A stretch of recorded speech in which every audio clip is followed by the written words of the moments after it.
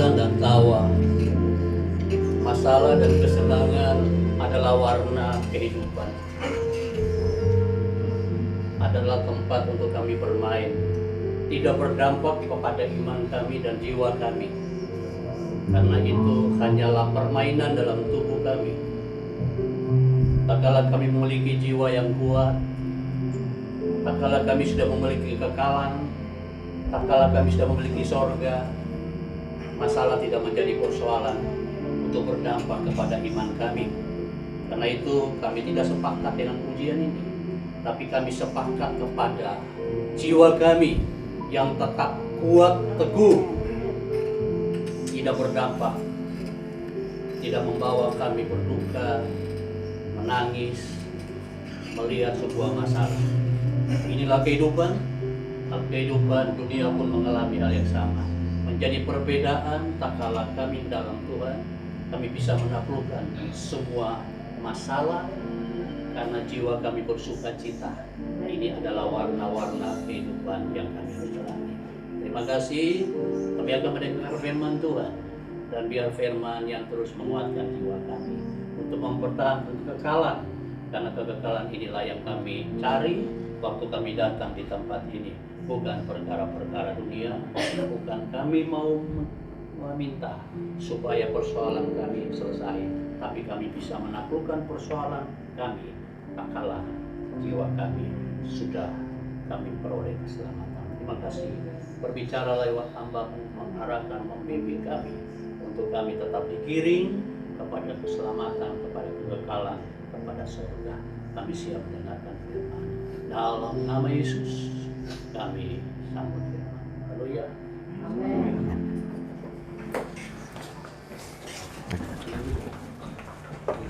Selamat pagi. Kalau Kristen ngucapin selamat berduka atau apa kira-kira ya? Joel ya? Hah? Kira-kira gimana nih? Hah? Turut berduka cita atau turut bersuka cita kira-kira? Hah? Coba. Orang meninggal berduka cita. Firmannya mati adalah keuntungan. Hah? Gimana kira-kira? Gimana caranya berduka cita dan bersuka cita? Hah? Berduka nangis. Ya? Coba, saya kepingin nggak melanggar firman soalnya ya. Antara mengucapkan berduka cita atau bersuka cita gimana kira-kira orang Kristen?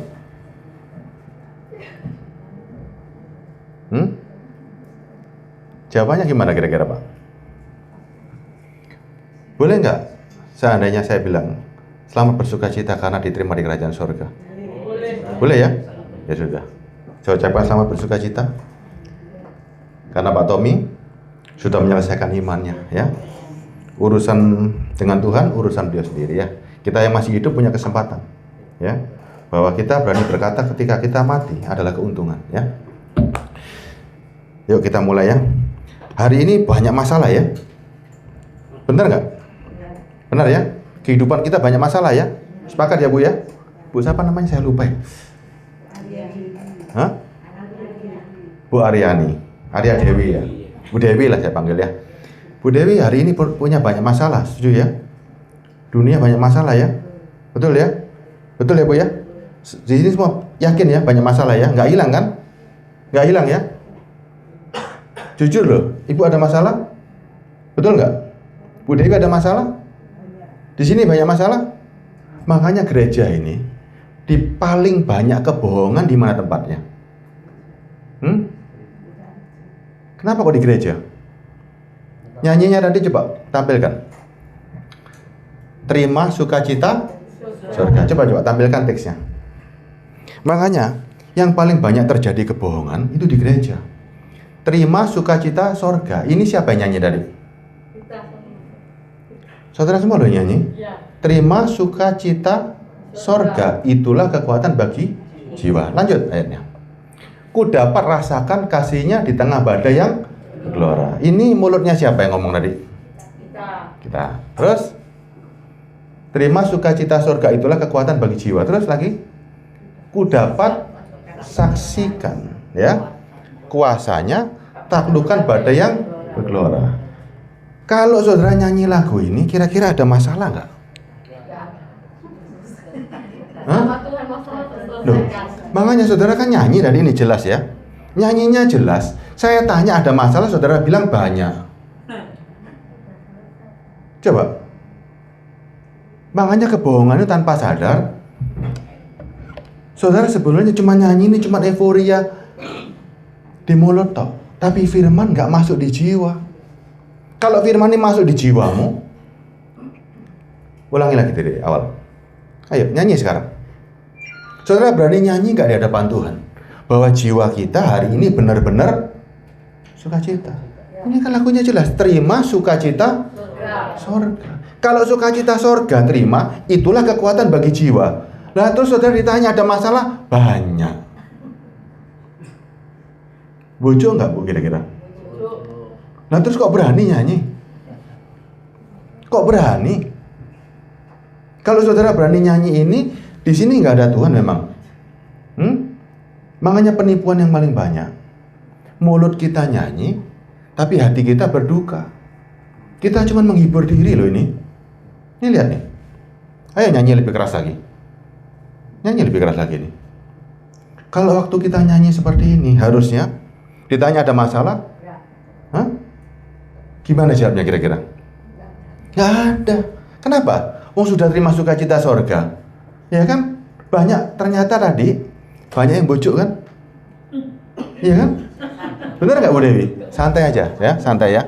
Kita mau coba berpikir hari ini bahwa waktu kita ke gereja ini nggak main-main loh. Mulut kita itu punya ucapan.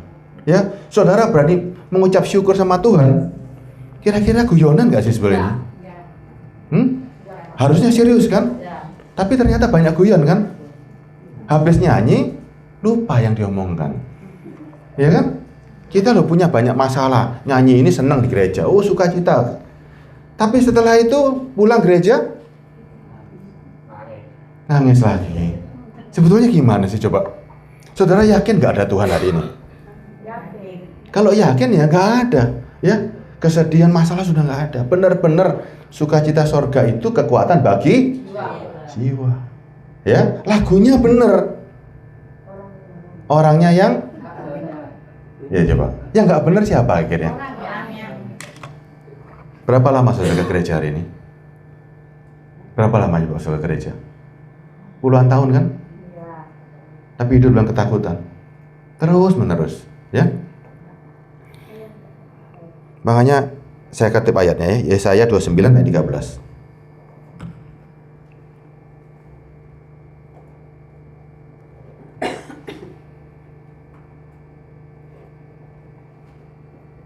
Ini ya, Yesaya 29:13. Dan Tuhan telah berfirman, ya. Jangan sampai saudara mengenapi firman ini. Oleh karena jemaat ini datang mendekat dengan mulutnya dan memuliakan aku dengan bibirnya, padahal hatinya jauh, ya.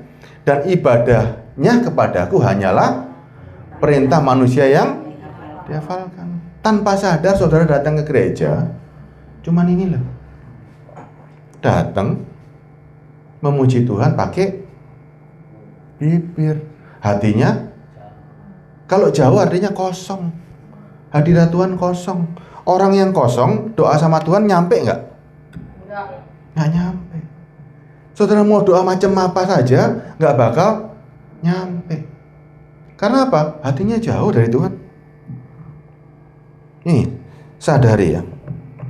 Ketika kita menyanyi, itu deklarasi loh. Ada iman yang muncul dari dalam. Bahwa ini beneran aku terima. Beneran aku saksikan. Saudara jangan gampang. Tanpa mengerti, lebih baik saudara berkata begini, Tuhan, ampuni aku yang tidak percaya ini. Lebih baik hati kita itu benar-benar kalau emang takut, ngomong takut. Ya kan? Terbuka di hadapan Tuhan supaya kita berlaku jujur di hadapan Tuhan. Kadang kan sekarang lihat nih, lagunya aja yang Tuhan kekuatanku. Betul ya? Tapi ternyata begitu saudara keluar dari gereja, nggak ada kekuatan sama sekali. Coba saya mau tanya sedikit aja. Gereja ini, kalau tanpa duit, bisa jalan nggak? Gereja ini tanpa duit, bisa jalan nggak? Nggak bisa. Nggak bisa jual ya? Jawabnya yang mantep. Bom ada orang-orang Surabaya nih. Hah? Nggak bisa. Gereja tanpa uang nggak bisa jalan. Nggak bisa ya? Kalau gereja nggak ada duit, nggak bisa jalan, berarti Tuhannya. Coba. Kalau gereja nggak ada duit, nggak bisa jalan, berarti gereja ini Tuhannya siapa hari ini? Coba renungkan hari ini. Kalau gereja nggak bisa jalan karena nggak ada duit, di mana Tuhannya hari ini? Di mana fungsi Roh Kudus hari ini? Kembali ke gereja mula-mula. Gereja mula-mula modalnya apa? Duit atau Roh Kudus? Nah, tadi sekarang bilang Roh Kudus, tadi bilang nggak bisa. Gereja hari ini tanpa duit bisa jalan nggak? Ayo, coba jawab jujur hari ini. Gereja tanpa uang bisa jalan nggak? Harusnya bisa. Kenapa bisa? Karena hadir orang-orang yang hidup. Ini lihat sekarang ya. Gereja ini bisa beroperasi bukan karena uang, tapi ada kehadiran orang-orang yang hidup. Gereja itu kehidupan, bukan barang mati. Kalau gereja ini gedung, ya, gereja ini materi, perlu duit. Hari ini gereja harus bisa hidup, walaupun tanpa uang. Itu Roh Kudus yang mengajar. Coba sekarang, Yoel bisa nggak hari tanpa gedung ini mendirikan gereja di tengah lapangan? Bisa nggak?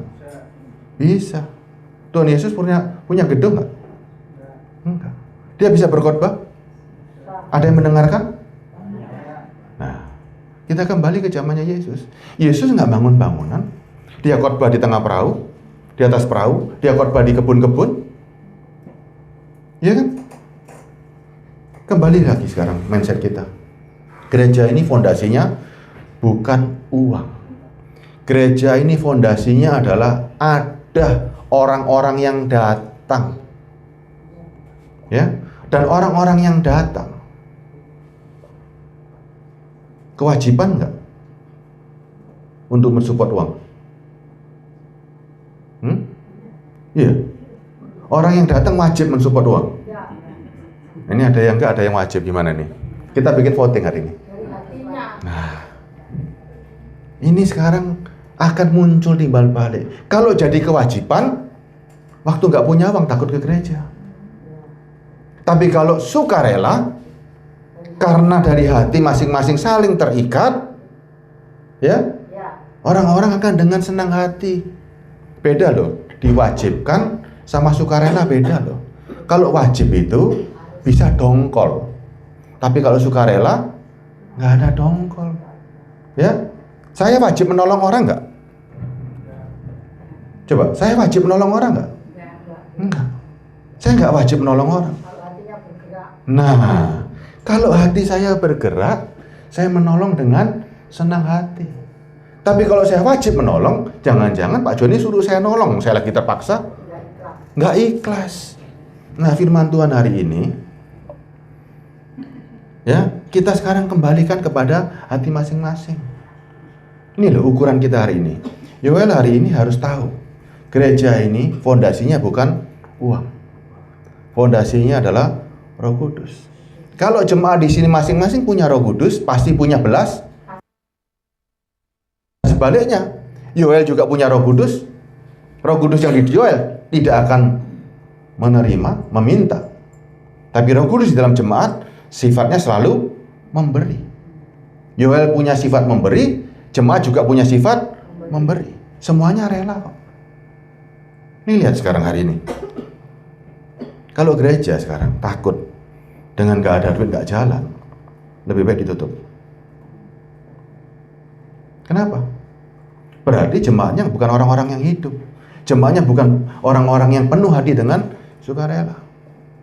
Ini sekarang nih, fondasi kita berubah hari ini, ya, totali berubah. Semua punya Roh Kudus kan?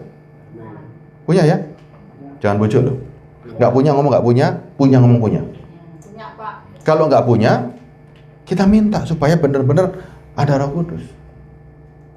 Jangan, ingat loh, gereja ini jangan terjadi tempat munafik hari ini. Nggak punya, bilang nggak punya, nggak ada masalah. Lebih baik kita mengakui apa adanya. Lihat ya, orang Farisi berdoa, dia sombong. Aku nggak punya dosa. Aku berpuasa, aku bayar perpuluhan. Ada satu penjahat, pemungut cukai. Dia bilang, Tuhan, aku sangat berdosa. Ampuni aku. Mana yang berkenan kira-kira? Pemungut cukai. Nah, saudara sekarang yang ngaku punya Roh Kudus. Kembali lagi ke awal tadi. Kalau kita punya Roh Kudus, sukacita kita luar biasa nggak? Luar biasa. Roh Kudus itu kasih. Orang yang punya Roh Kudus mengasihinya gimana coba? Lihat orang kekurangan, perlu disuruh nggak? Enggak. Nggak ada lagi paksaan, nggak ada lagi ini, memujinya benar-benar sesuai dengan apa yang ada di hati. Masalah? Nggak ada. Bahkan orang yang punya Roh Kudus, ketika dia memberi seperti perempuan janda miskin, 2 peser dinar pun dia berikan, karena dia tahu yang lain lebih membutuhkan. Ada iman yang luar biasa di sana. Ini sekarang lihat nih, punya Roh Kudus? Hah? Berarti nggak usah khotbah lagi, apa yang perlu dikhotbahkan? Kalau punya Roh Kudus kan sudah ada Roh Kudus sendiri. Ngapain saya capek-capek? Bener nggak? 1 Yohanes 2, coba lihat ya. Kalau semua punya Roh Kudus, ngapain saya harus khotbah lagi nih? Yohanes 14 dulu ya, 14. Yohanes 14.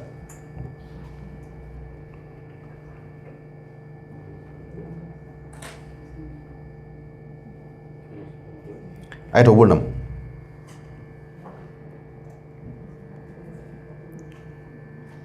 Tetapi penghibur, yaitu Roh Kudus, yang akan diutus oleh Bapa dalam namaku, dialah yang akan mengajarkan segala sesuatu kepadamu, dan akan mengingatkan kamu akan semua yang telah kukatakan kepadamu.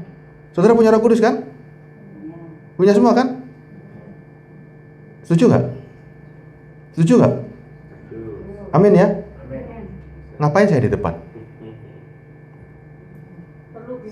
Loh, coba baca ulang nih. Saudara yang baca ya. Saudara yang baca, jangan saya yang baca. Baca perlahan, ya. Masukkan benar-benar dalam pikiran dan hati ini. Saudara baca. Ayo coba baca. Tetapi penghibur, yaitu Roh, bukan SW, bukan saya. Ini Tuhan sendiri, ya. Yang akan diutus Bapa dalam namaku. Lihat ya. Dialah yang akan mengajarkan segala sesuatu. Saya berani nggak bersaing sama Roh Kudus hari ini? Berani nggak saya bersaing? Hah?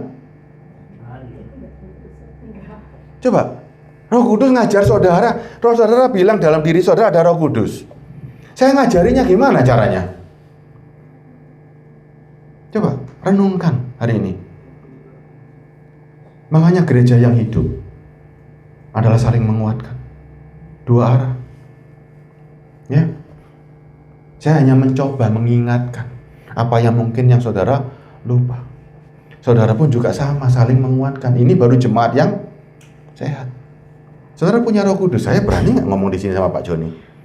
Pak Joni punya Roh Kudus. Apa yang saya ajar dari Pak Joni? Ya lihat. Ya, coba sekali lagi kita baca ya. Dialah, bukan saya. Dialah Roh Kudus, ya, yang akan mengajarkan segala sesuatu kepadamu dan akan mengingatkan kamu akan semua yang telah kukatakan kepadamu. Ada Roh Kudus dalam diri saudara. Untuk membantu orang, untuk nolong orang, untuk ngasih, nggak perlu saya ajari pakai firman, nggak perlu. Dalam diri saudara sudah terjadi komunikasi yang begitu hebat. Coba lihat, kalau saya masih mengingatkan saudara tentang caranya nolong orang, tentang menjadi moral yang baik, berarti saya ngajari berani, Pak Juli? Berani saya ngajari orang? Coba lihat, tanpa sadar kan? Banyak guru-guru yang ngajarin yang gak karu-karuan. Yoel, dalam dirinya ada Roh Kudus nggak, Yoel? Ada kan? Berani saya ngajari Roh Kudus enggak? Saya nggak akan berani. Saya cuma mencoba mengingatkan. Ini juga ada ayatnya. Dan akan mengingatkan kamu akan semua yang telah kukatakan kepadamu. Saya coba mengingatkan saja. Barangkali saudara lupa. Peran selanjutnya nggak bisa saya ngajar saudara. Bagaimana saudara harus menjadi baik, menjadi ini, nggak bisa saya ajarkan. Kecuali saudara bilang, aku nggak punya Roh Kudus, ayo tak ajarin. Ya, itu baru berani saya ngomong. Saudara bilang punya Roh Kudus semua, gimana saya cuma ngomong? 1 Yohanes 2.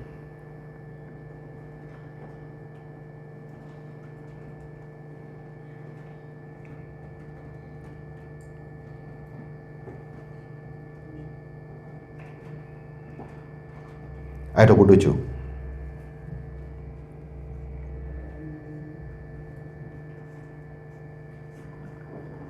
Yuk.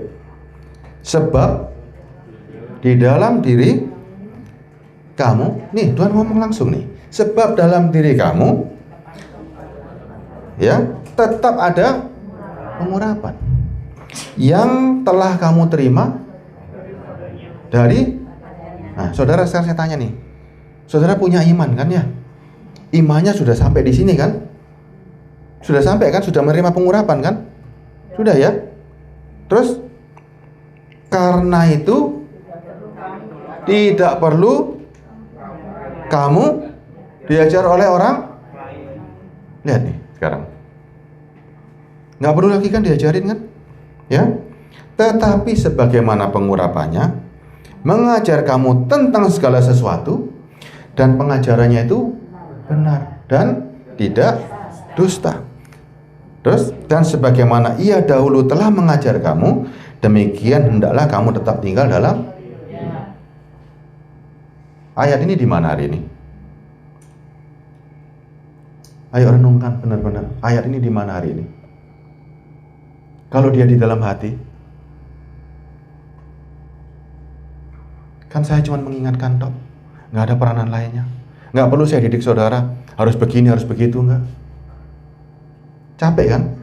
Ngomongin orang, oh jangan berbuat dosa, jangan begini-begini, capek nggak? Capek kan? Padahal ini, saudara yang punya Roh Kudus, enak nggak ini? Inilah jemaat yang hidup. Jemaat yang hidup, hanya saling mengingatkan, saling membasuh kaki.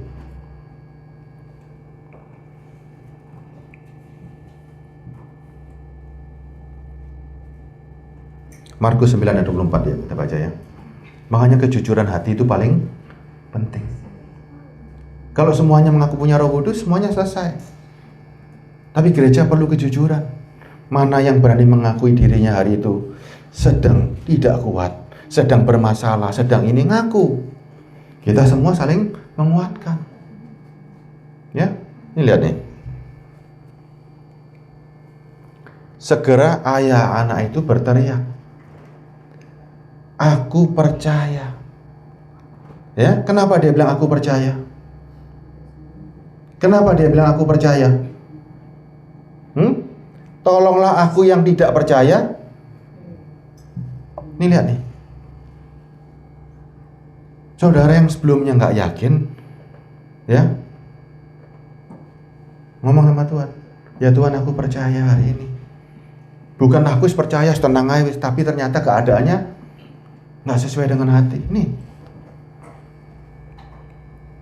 peristiwa apa ini? Ada seorang pejabat, anaknya sakit kan? Awalnya nggak percaya Yesus bisa nolong. Makanya dia bilang, ya, aku percaya. Kalimat ini harus muncul, ya. Yang dulunya saudara nggak yakin, sekarang menjadi yakin. Jangan sampai ya, yang dulunya nggak yakin, mulutnya ngomong yakin, dan hasilnya tetap nggak yakin. Ada perubahan gereja. Jangan sampai hari ini saudara, hari Minggu, makin datang ibadah makin berdosa. Kenapa? Omongannya sama hati selalu nggak cocok. Makanya daging itu selalu berontak. Daging selalu melihat keadaan. Karena apa? Jiwa sama daging nggak pernah klik. Terlalu berat ini. Ya, terlalu berat nggak? Enggak kan? Enggak ya? Tapi ini mengingatkan saudara loh. Nggak boleh lagi, ya. Ada air mata. Kalau emang nggak kuat, inilah fungsi jemaat. Saling menguatkan. Jangan sok kuat, ya. Kalau sok kuat ngapain semua saya di sini? Kalau saudara punya Roh Kudus, tadi saya balik. Kalau saudara mengaku punya Roh Kudus semua, tentunya kan enak dong. Nggak ada lagi tangisan, nggak ada lagi masalah. Terus apa yang dikhotbahkan kira-kira? Coba enaknya gereja yang punya Roh Kudus ya. Semuanya udah kuat. Semuanya terima sukacita surgawi. Apa yang mau dibahas aja nih? Apa yang mau dibahas? Semuanya isinya hanya memuji Tuhan. Kita tetap kumpul, tapi keluar puji-pujian yang benar-benar keluar dari hati. Tetap gereja. Makanya gereja liturginya sebenarnya bukan seperti sekarang zaman dulu. Ada yang lemah dikuatkan, ya. Yang kuat menguatkan yang lemah. Itu terjadi supaya semuanya saling munculnya adalah isinya puji-pujian. Nah kalau sekarang kan nggak semuanya sama. Yang sedih kelihatannya kuat, ternyata balik ya di luar nggak kuat lagi. Halusinasi. Padahal kalau kita lihat ya, firman ini punya kekuatan yang amat sangat dahsyat.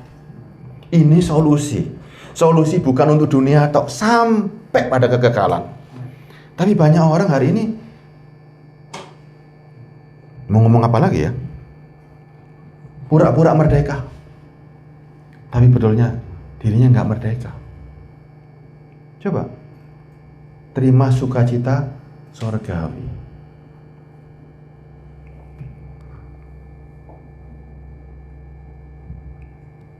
Tapi hatinya nangis dalam hati. Besok bayar cicilan gimana? Besok makan gimana? Anakku sekolah SMP gimana? Coba.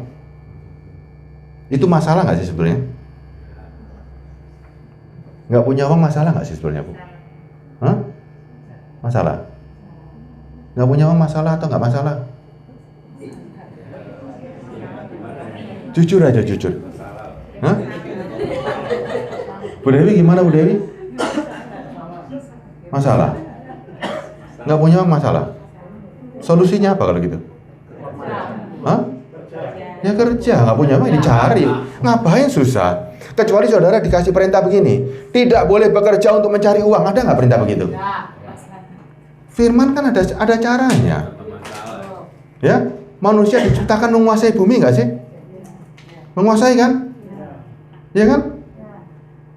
Saudara kalau lapar, ya, yang teriak dulu siapa sih? Perut kan? Perut teriak terus diam. Harusnya ketika perut lapar, saudara bergerak cari makan. Itu hukum alami. Naluri manusia sudah seperti itu. Nggak punya duit, hukumnya juga cari. Nggak punya duit terus habis itu mau nangis-nangis semua, nggak ada. Alkitab nggak mengajarkan begitu. Nggak ada larangan saudara sekarang. Kalau butuh duit berdoa nggak ada. Saudara dilarang bekerja nggak ada. Malah 6 hari lamanya engkau bekerja. Ini sekarang ya, ada sebuah hukum nih. Ya. Di sini orang yang nggak punya Roh Kudus, dia takut untuk bekerja. Yang punya Roh Kudus pasti rajin bekerja karena firman-Nya masuk di hati. Ya, sekarang lihat ya. Alkitab mengajarkan supaya tidak ada orang susah. Ya, tapi Alkitab juga mengajar yang berkelimpahan membantu yang kekurangan. Nah, saudara mau yang mana? Yang kekurangan atau yang kelimpahan? Ya kan, terjadi semuanya. Sebenarnya kalau ada Roh Kudus semuanya enak kok. Yang kekurangan nggak bakal kekurangan, yang kelimpahan nggak bakal medit. Ini semua diatur. Semuanya diatur, sudah. Hidup ini sangat gampang kalau memang benar-benar seperti firman. Yang jadi masalah, yang kelimpahan nggak punya Roh Kudus, yang kekurangan nggak punya Roh Kudus, jadinya apa? Coba, yang kekurangan nggak punya Roh Kudus, yang kelimpahan nggak punya Roh Kudus, jadinya apa coba? Yang satu jadi pengemis, yang satu jadi medit. Kan selesai urusannya. Lah kalau ada Roh Kudus semuanya ngapain dikhotbahkan? Yang kurang duit, yang punya ada Roh Kudus, gimana coba? Kan saling membantu, ya kan? Wes gak usah diajarin, mau ngajarin gini sini saya, ya malu loh sama Roh Kudus saya ini. Katanya punya Roh Kudus semua, kamu ngajarin seperti apa gitu loh.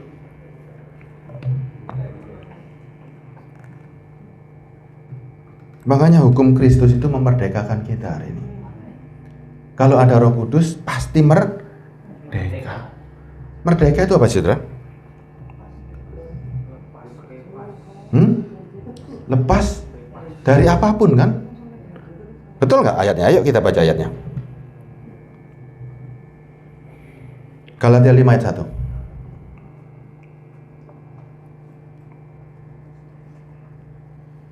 Nah ini.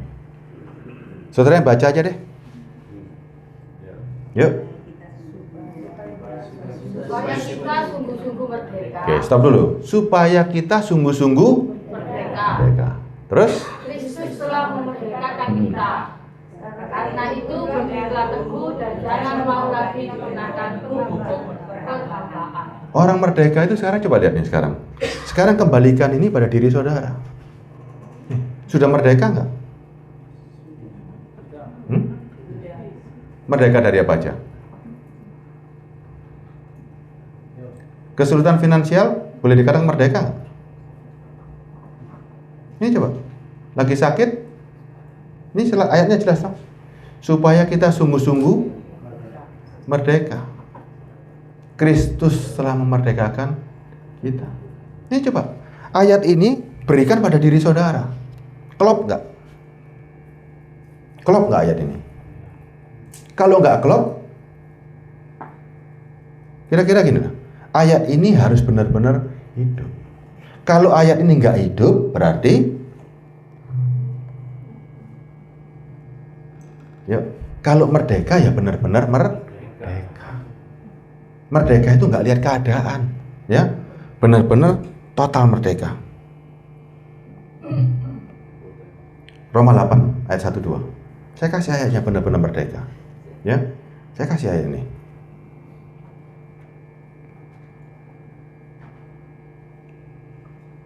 Demikian sekarang tidak ada lagi penghukuman bagi mereka yang ada dalam Kristus. Zaman dulu hukum Taurat mengatur saudara. Kalau nggak melakukan ini dihukum, kalau nggak ini dihukum. Sekarang benar-benar merdeka, total. Baik hukum Taurat, baik dalam kehidupan yang sekarang ini. Ayat 2-nya. Roh yang memberi hidup telah memerdekakan kamu dalam Kristus dari hukum dosa dan hukum lalek maut, dan hukum Taurat aja udah dibebaskan, apalagi cuma remeh-temeh. Benar-benar totali merdeka loh kita ini hari ini. Kecuali firman Tuhan hari ini mengunci orang, dibebaskan sebebas-bebasnya. Yohanes 8:36.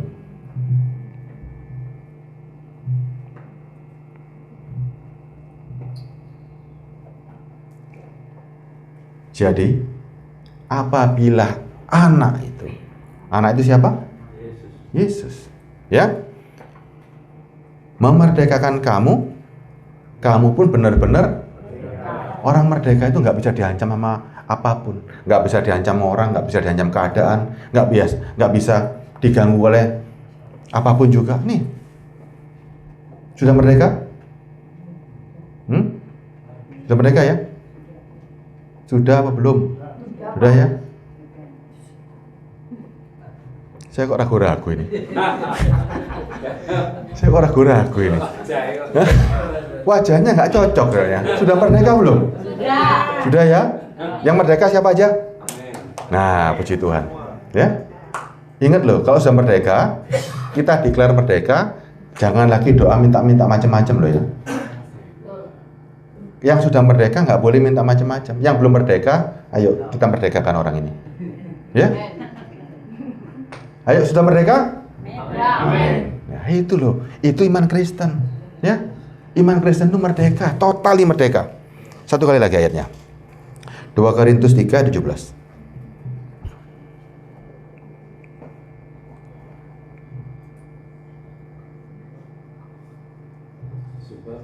Sebab Tuhan adalah Roh. Di mana ada Roh Allah, Di situ ada wis enak wis. Kita saling mengingatkan, ya. Wis buyar wis katanya Pak Juli. Ya kan? Apalagi yang mau disampaikan? Semuanya merdeka semua? Ya, selesai kan? Ya Bu ya, selesai ya? Merdeka kan? Loh, coba, hari ini enak kan? Merdeka semua. Hari ini merdeka, apa yang mau disampaikan lagi? Merdeka dong Bu ya? Ini harus menjadi tiap hari. Yang saudara jalani tiap hari loh. Ada Roh Kudus, ada Tuhan, ada firman, sudah kena semua. Mau kurang apa lagi coba? Ya, isinya orang Kristen itu ya ini sebetulnya. Kita ini sudah merdeka. Paling enak dong. Lah kalau sekarang saya harus ngomong berapi-api, harus begini, jangan begitu, ngajari orang. Terus saudara ngakunya punya Roh Kudus tadi. Yang saya kan nggak berani. Kecuali saudara ngomong hari ini, saya nggak punya Roh Kudus, saya akan berapi-api. Nah kalau saya punya Roh Kudus semua, saya langsung saudara di hadapan saudara itu hari ini benar-benar ciut nyali saya. Bagaimana nggak ciut? Bro Ferry ada Roh Kudus, Teo ada Roh Kudus, Pak John Roh Kudus, jemaat di sini ada Roh Kudus. Saya berdiri ngomong sama siapa coba? Hah? Ngomong sama Roh Kudus gimana beraninya saya? Harusnya saudara yang khotbah saya kan hari ini. Iya kan? Bener nggak? Bener nggak? Itu jemaat mula-mula, ya, itu saling mengingatkan. Yang berani mengingatkan berarti kehidupannya dia punya kekuatan yang dilihat. Yang khotbah, yang ngomong, didengerin, wah kamu memang benar-benar menguatkan. Itu jemaat zaman dulu. Kalau cuma satu arah begini-begini, saudara hanya mendengarkan dongeng, ya. Kalau sekarang kan enggak, saking enaknya loh saya santai kok, ya. Wah enak sama orang yang punya Roh Kudus ini. Kalau saya salah dalam mimbar ini, saudara langsung tegur saya sekarang loh. Roh Kudus gak bilang begitu Pak. Roh Kudus bilang masalahku masih banyak, perlu dibantu. Saudara bantah juga, ya. Coba dilawan kan gitu kan. Roh Kudus itu gak berani, harus berani menegur, ya kan.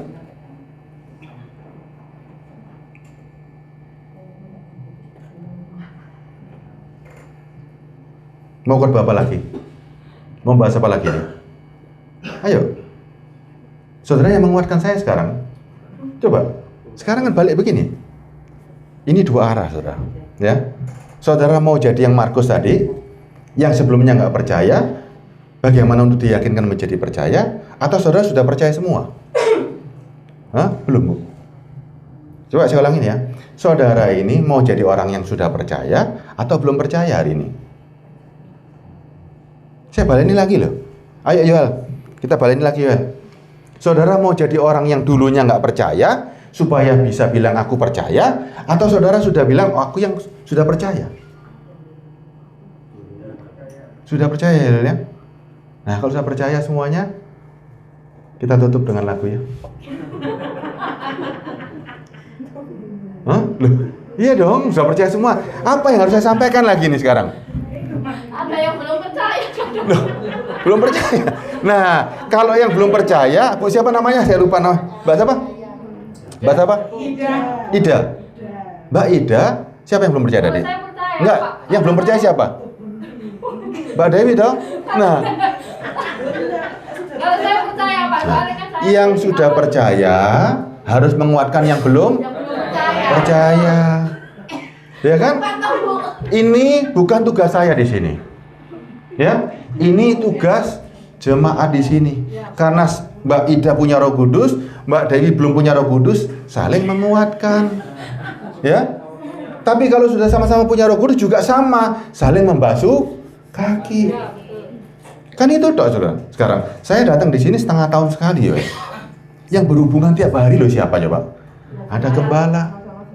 Nah, tugasnya Yoel sebagai gembala ketika berani mengadakan seperti ini, berani bertanggung jawab, nih, kita memberi makan jemaat nih, supaya saling menguatkan, saling membasuh kaki.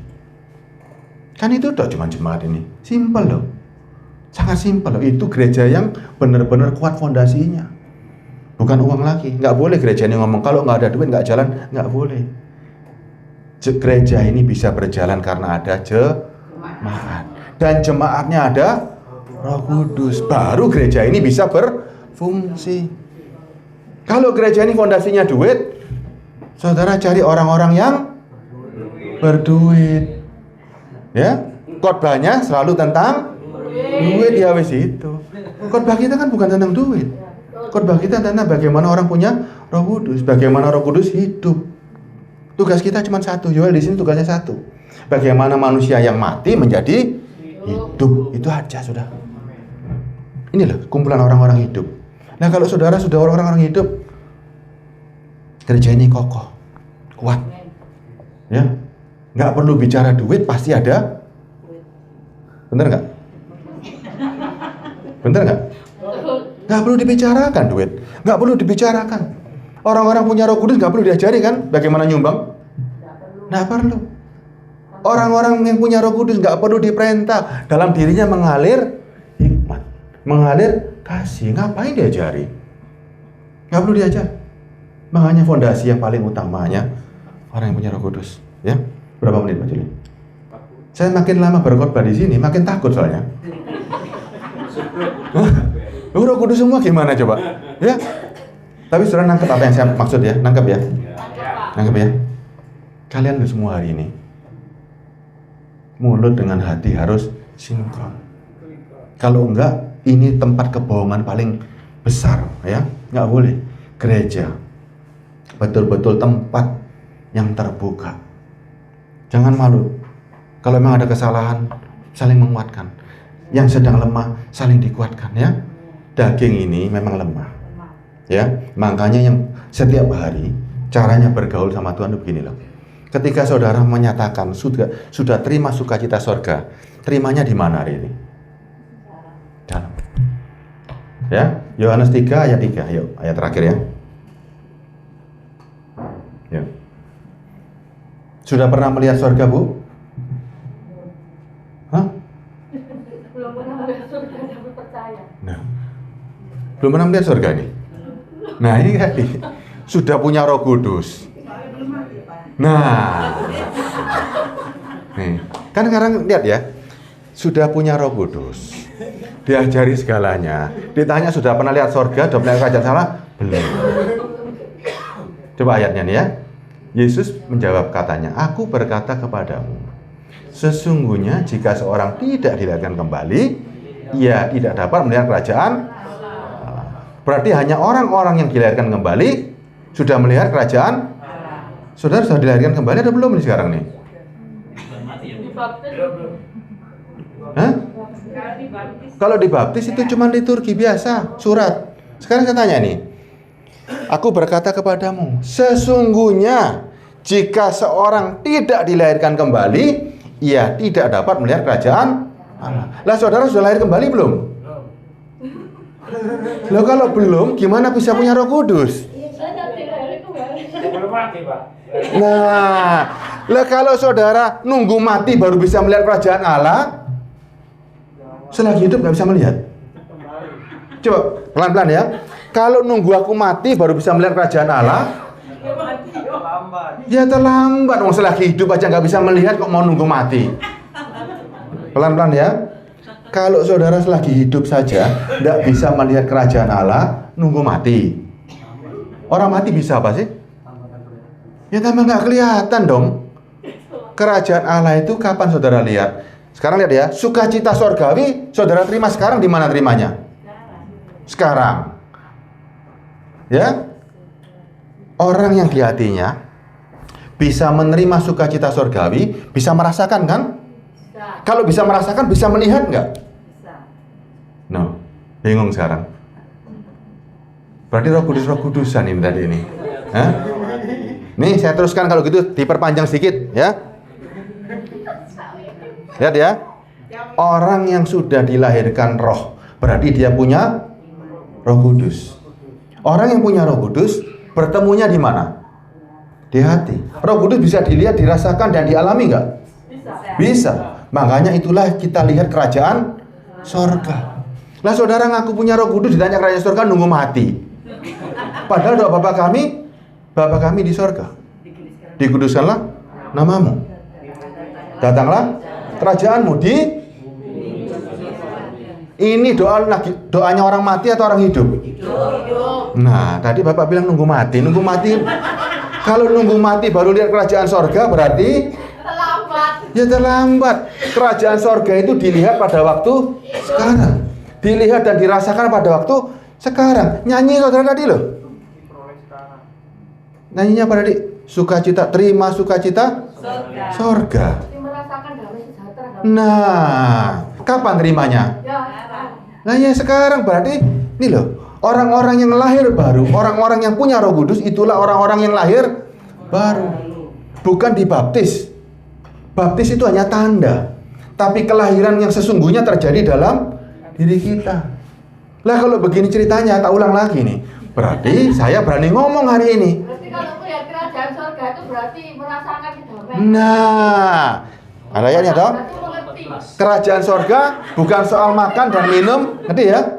Tapi soal, ayo ulangi ayatnya. Di mana Pak Juliannya? Roma.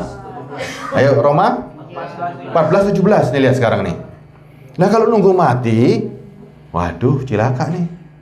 Selagi hidup saja nggak mampu melihat kerajaan sorga, apalagi mati.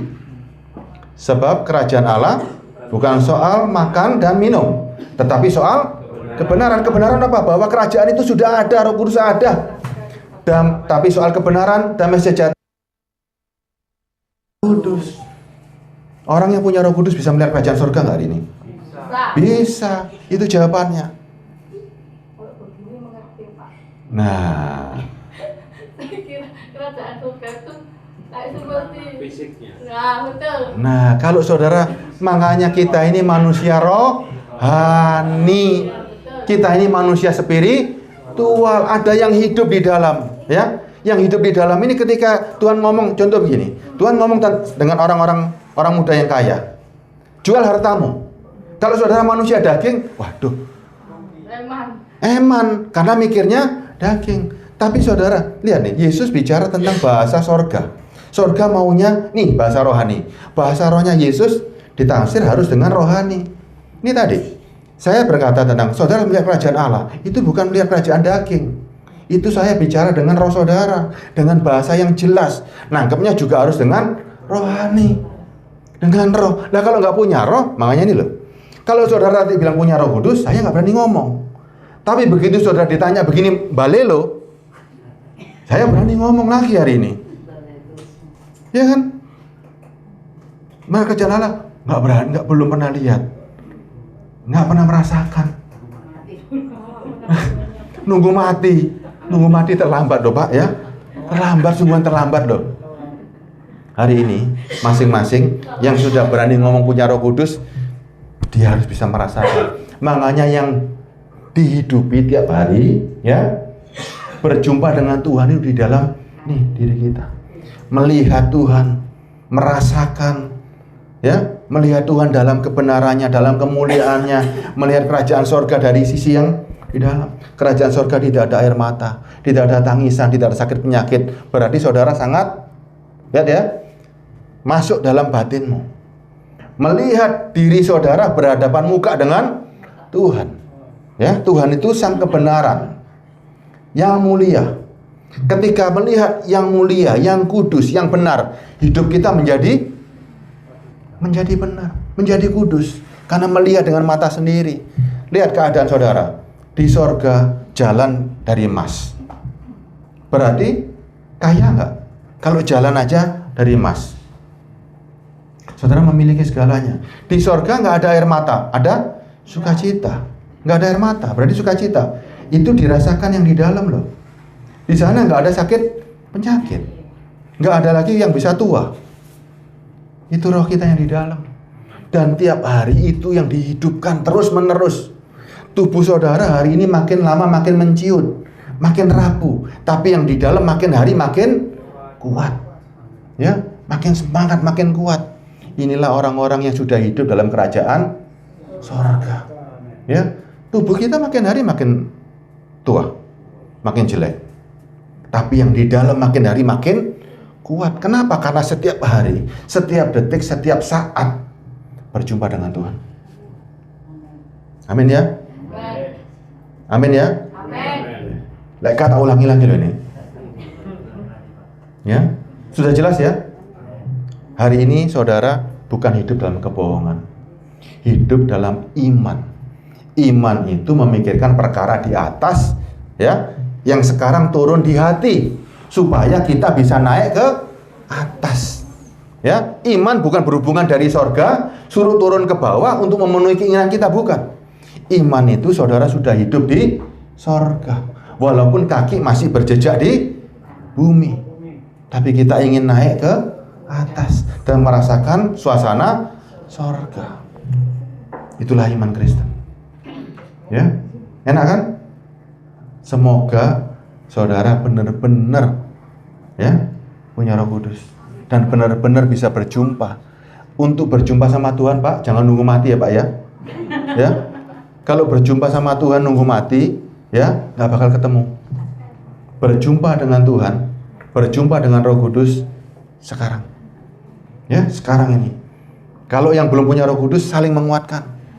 Baca firman ini loh, Roh Kudus sudah ada Kristus masuk. Iman itu nggak kelihatan, ya. Iman nggak kelihatan, tapi ada. Bisa dirasakan, bisa dilihat, bisa dialami karena ada di dalam. Ya. Jelas ya? Jangan sampai hari ini terjadi kebohongan-kebohongan, ya. Semuanya harus terjadi hari ini. Yuk kita nyanyikan lagu Pak Juli. Pak Juli nyanyi lagu firman itu ya. Pak Juli aja nyanyi. Makanya firman ini renungkan, masukkan benar-benar di hati. Kalau nggak mengerti, minta Roh Kudus yang ngajar. Menjadi sebuah kerinduan, ya.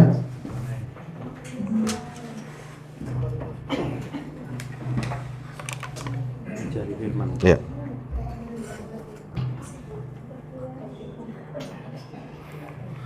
Kita ini keturunan hari ini, kita ini dijadikan serupa dan segambar dengan Allah, ya. Ada darah Yesus yang mengalir, yang membuat saudara hidup hari ini, ya. Jadi jangan takut lagi, ya.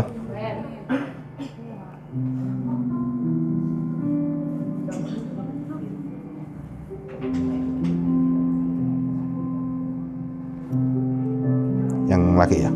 Ya, mana?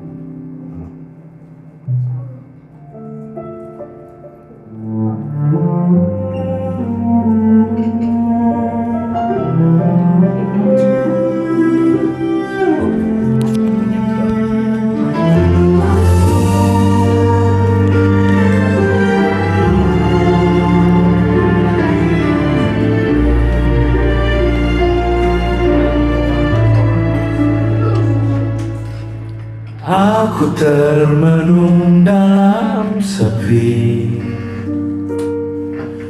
firman-Mu mengusik hatiku. Ketika Kau berkata, jika seorang tak dilahirkan kembali, ia tak dapat melihat kerajaanku.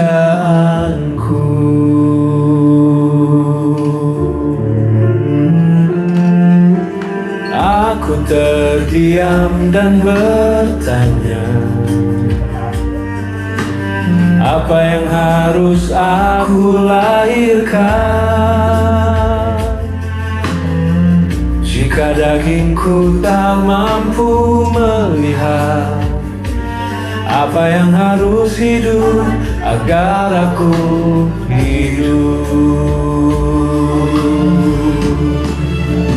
Ajari aku mengerti firman-Mu agar aku berhenti membela egoku. Ajari aku mengerti kehendak-Mu agar aku rela kehilangan egoku.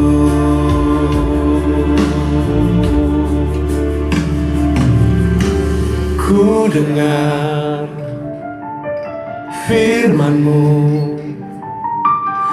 seringkali hanya di telinga.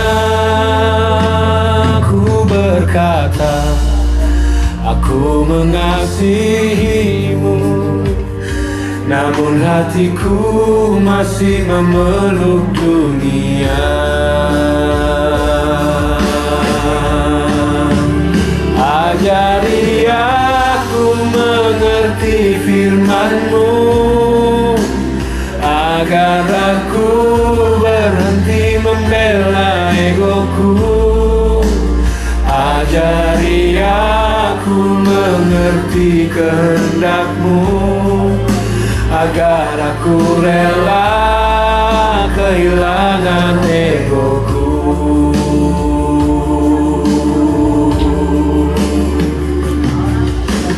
Aku mau melihat kerajaan-Mu selagi aku hidup, karena jika nafas ini berhenti sebelum aku berjumpa denganmu, selamanya aku tak akan melihat-Mu.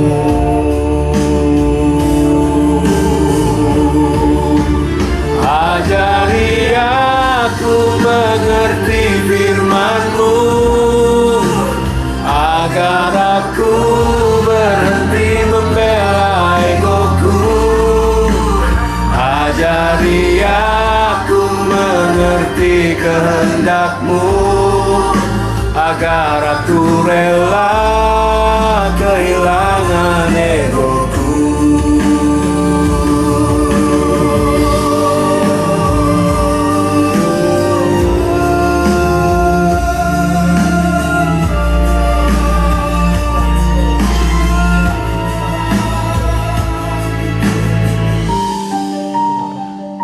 Allah itu roh, dan barang siapa menyembah Dia harus menyembahnya dalam roh dan kebenaran.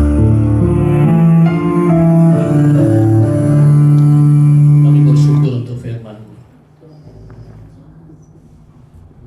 Kami tidak menjadi pendusta di atas mimbar atau di tempat ini. Apa yang kami ucapkan, itulah yang kami alami dari dalam, dari hati kami Tuhan. Dari Roh Kudus yang telah mengubah kami, dan firman yang sudah kami dengar ini, kami tahu punya kekuatan yang luar biasa bersama Roh Kudus. Sudah mengubah kami semua Tuhan. Jiwa kami kuat, tubuh tidak bisa mempengaruhi, keadaan yang kami lalui, semua itu bisa kami taklukkan bersama dengan Roh Kudus. Terima kasih untuk hamba-Mu, terima kasih untuk Roh Kudus, terima kasih untuk firman. Dalam nama Yesus kami berdoa. Oh ya, sama-sama katakan amin. Amin.